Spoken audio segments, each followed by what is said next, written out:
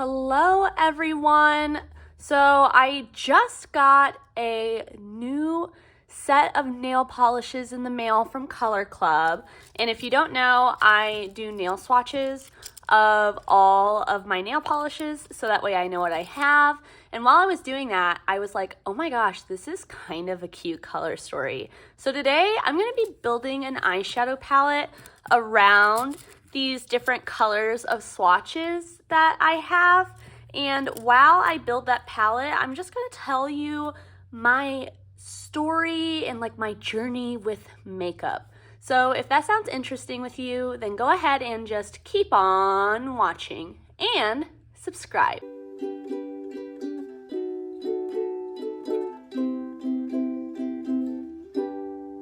To actually build the palette, I'm going to be using this. I got it from Dandelions Cosmetics, review coming at some point, and I like it. So I think I'm going to try to stick with circle pans. I also recently finally got a few of the shades from Riley's collaboration with Shine by SD. So I think I'm going to be trying to include those three. I actually think that they work pretty well with this color story that I have. But now I'm going to kind of shift from talking about the makeup in front of me and instead kind of tell you my story about how I fell in love with makeup. I thought that this might be a good follow-up given my recent video on like my personal ethos as a consumer. I figure maybe it's helpful for you guys if you know why I even like makeup to begin with. So with that, let's get into it. Also, I will note, I am wearing this polish on my fingernails right now, and it is so bright in person. It reminds me almost exactly of the matte shadow Twilight from Terra Moons that I love, and so it's very fun to have a like matching nail color now. So some of you may know that my mom was on my channel recently, and during that, she like mentioned how she does not like or wear makeup very often.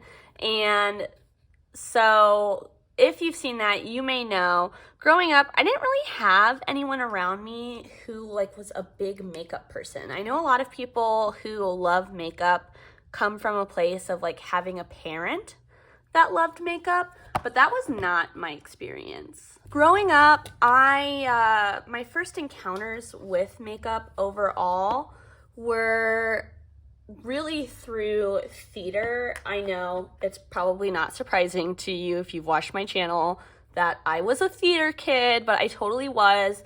And really having to put on makeup for like performances and things like that was really my first experience with doing makeup at all. And honestly, I really loved doing my makeup. I feel like even back then, I just found it really expressive and fun and a great way to be creative.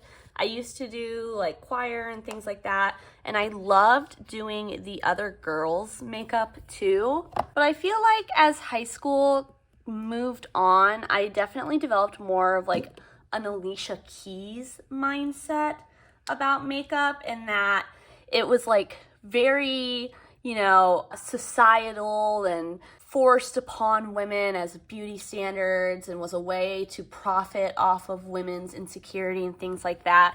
And so I definitely like stopped wearing makeup altogether for, I would say, like years, honestly. And I feel like the only reason, honestly, that I got back into makeup to begin with was because of some societal pressures and my friends in college. So in my later part of college, I would like go out to the bars with my friends. And while I was there, I felt very insecure because my friends would all get like super dressed up and they all looked so beautiful. And a lot of the other girls at the bars would always wear like makeup and stuff like that. And I never did. And honestly, I just felt kind of awkward about it. And so I was like, okay, well, I have makeup, but it was like very, very old, like early high school. So it was, you know, years and years old. And also, I just like didn't know how to do makeup like at all. And so that's honestly where YouTube came into the mix. My friends had like the way that they did their makeup, but like they didn't really know it well enough to, I guess, like teach me. Like my friends would do my makeup for me every once in a while, but that was kind of the extent of it. And so at first I turned to YouTube just to kind of get tutorials on even how to do makeup with like the makeup that I had. And I found it very overwhelming at first. Like it was just a lot, you know, like when you just type in like makeup tutorial and like a million videos come up. I remember I was watching like Dominique Cosmetics, or not Dominique Cosmetics, but like Dominique from Dominique Cosmetics now. I was watching her tutorials, Tati, Jaclyn Hill, and this was probably like late 2017, early 2018 at this point. And so from there, once I kind of started getting the hang of like, you know, the rules of makeup, so to speak, you know, like blush placement and how to blend an eyeshadow into my crease and things like that, that's when I started getting more into the products themselves, because I felt like I just needed to revamp what I had. And that's where my friends came into play. Like they told me what they had, what they liked, what they didn't like. And I was just shocked at how expensive everything was. And so I would like go and try to find like dupes to name brand things that they might like. And I would do that on YouTube. And that's how I found things like Andrea Mattiliano and all of her ColourPop videos and things like that. And so when I first got into makeup, I was big into like ColourPop and drugstore alternatives and things like that, just because, you know, I was in college at that point and I really couldn't afford makeup. Then after that, I got my first job out of college in the summer of 2018, and that is where I started having some disposable income, and I got really into trying makeup and trying to figure out like what worked the best, what I liked, and all of that type of stuff. And that is where I would say I developed some bad spending habits, and those continue honestly to this day, and it's something I'm still trying to kind of work through. But at some point along the way, I discovered that not only was makeup nice for like going out with my friends and all of that, but I also loved the process. I found it very stress relieving. And honestly, it used to crack my coworkers up when I was teaching, because I would come to work with no makeup because I couldn't be bothered to wake up early and I didn't care about how I looked or things like that. But then I would come home after working and then I would like sit and do a full face of makeup and take pictures and post them on Snapchat or whatever. And all my coworkers were like, "When did you put this on?" I was like, "After work," and I took it off. And they just thought that was hilarious. But it was such a nice, soothing process to me, and I really enjoyed looking at people's creations, trying to imitate them, do different versions of them, like use them as inspiration, all of that. I loved it. And I actually had a different makeup Instagram back in like 2018 that I ended up deleting because I felt like I was spending too much money and on it too much.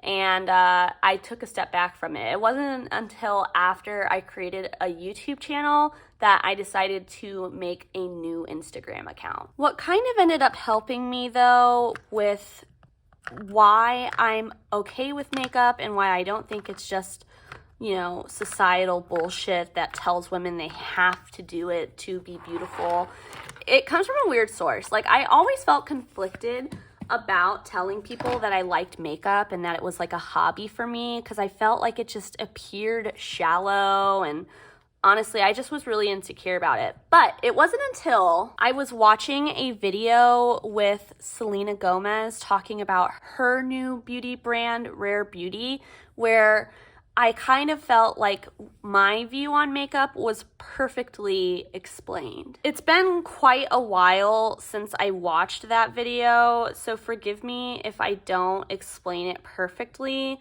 but essentially she was like, makeup is like an accessory, and it's just the same way that like I might put on a pair of earrings for that day because I like how they look, I like how they accent the rest of my look, and they make me feel nice, but I don't feel like I need to wear those earrings in order to be beautiful.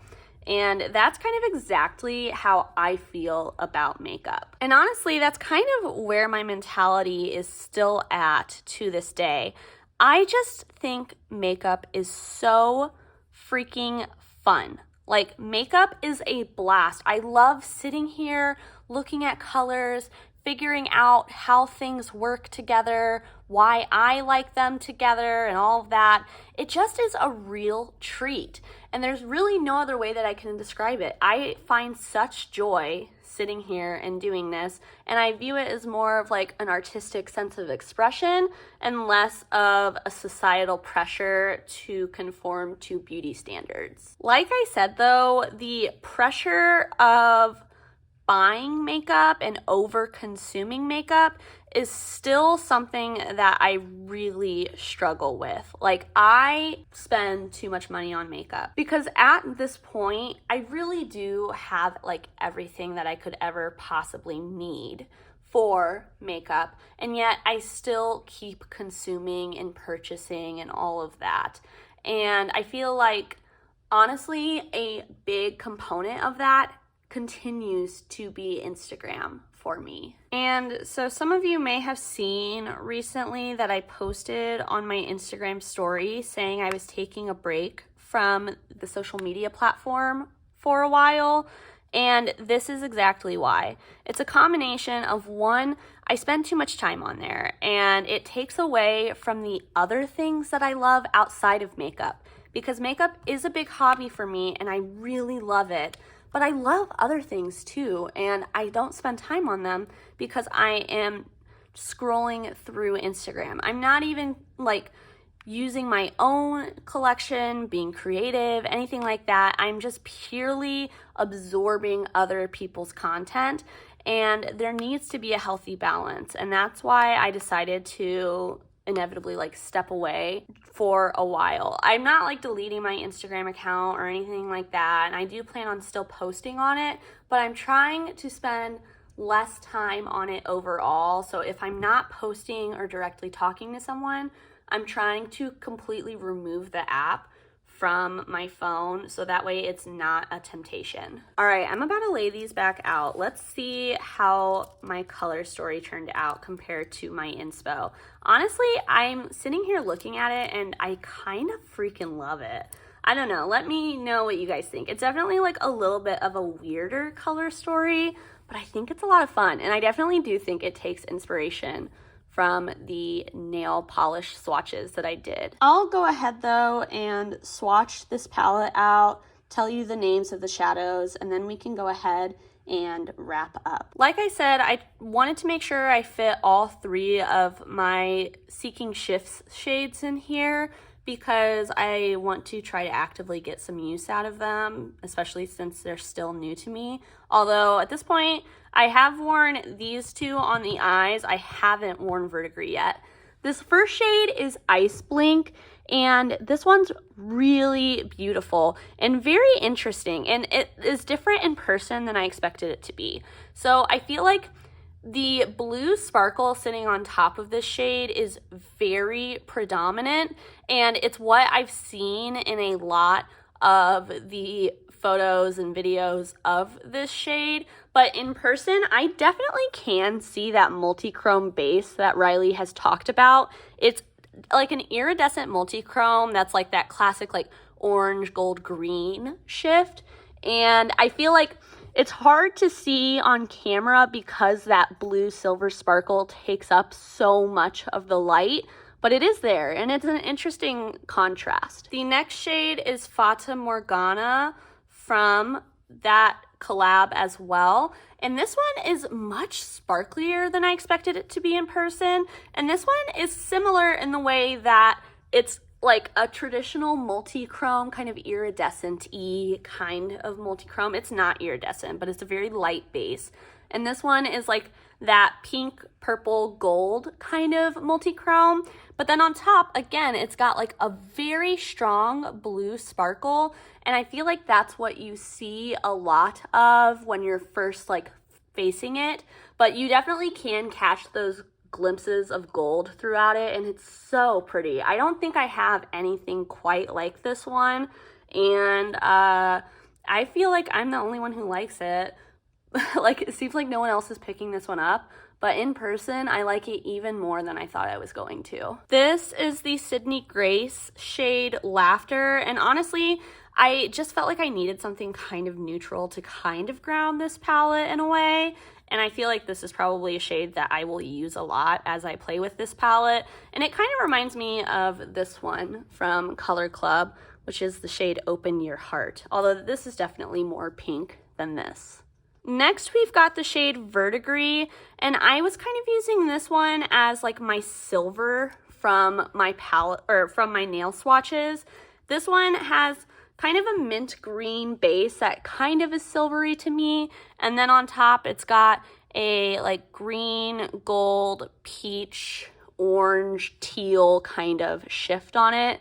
Again, very pretty, and I'm not going to be able to show you the full shifts just sitting here right now. Now we've got this neon yellow from Quicksand Cosmetics, and I'm picturing this as being my neon yellow right here. This is like a neon yellow, highlighter yellow with a cool pink shift on top. And by cool, I just mean like, it's like a cool dude, you know? It's not an actually cool pink, it's a pretty hot pink. But I thought actually it played well too with the pink side, and so I was really glad to include this shade. I did get my Pastel Roses order, and I was right. Pixie is an exact dupe of this shade, but texture-wise, I actually like the Quicksand one more. I don't know if it's worth that insane price tag attached to it, but since I have it, I'm putting it in my palette. This shade is Depotted from the Fairy Tale Fairies palette from Simply Posh, and this is like exactly the shade of bubblegum pink that this shade is. I actually am going to be doing a video about this and other shades from that palette soon when I do a video on private labeling, so stay tuned for that. This shade is the Shire from Terra Moons, and I think that they still sell this one. Terra Moons has gotten rid of so many of their mattes, which is a shame because I really like that formula, but it's like a chartreusey acidic green, and I was kind of picturing it being this color, which is funny because this color like is not at all what I thought it was gonna be. This is one of those thermal ones though, so it does change color depending on the heat. So this one does go to kind of like a more mustardy orange kind of color. This is a new matte from Shine by SD that I picked up at the same time as those Earthborn shades. I forget what it's called. It's just like the only matte purple that they have at this point. And I gotta say, you just saw one swatch and I never put primer or anything down beforehand. And it's pretty bold and it applies very smooth. It's got a very nice touch to it. You can see though, definitely some kickback on that one. This is the new Looksy shade Feels. I thought it worked well for this palette, and also love getting some use out of some newer shades. These Looksy shades are so silicone-y feeling compared to like the drier texture of like Shine by SD and Quicksand, but look at that shine. Oh, I will say though, I have worn these newer ones on the eyes and I do find that they crease, but I also find that they're really easy to pat out. So when they do start to crease, I just like, you know, tap it out with my finger, and then it redisperses the product in a nice way and keeps my look going in a way that I'm okay with, at least. Also, I did get my new Terra Moons order, which has the shade Ultraviolet, and this does have some similarities to that. They're definitely not dupes, but there's some similarities. I am hoping to do a video on all of those new dupes soon, but secretly I may or may not be working on something with someone else, and so I'm trying to hold off on doing that video until I know what our game plan is. So stay tuned, subscribe if you want to see all this stuff. This is another new Shine by SD shade. I wanted to throw a lot of them in this order, and honestly they just worked so well with these nail colors. But this is the shade, I think it's called Shine Bright. It's from the new Hidden Gems extension. And this is like that yellow shade with a blue, silver, pink sparkle in it.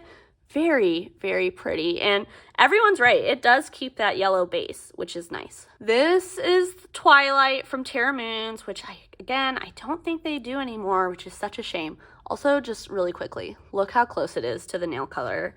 Ugh, I love it. I freaking love this type of like really bright pastel yellow. But there it is. And then lastly, this is from my Pastel Roses order. This is the shade Cutie. It's like an iridescent pink with a gold shift, which again, given the color story, I just thought it played so well. And it'd be a nice inner corner color or like a layering color. So this is the full set all together. Let me try to shift my lighting to try to show you some shifts. We'll see if I can though. Okay, I feel like this is actually getting some of the shifts pretty well.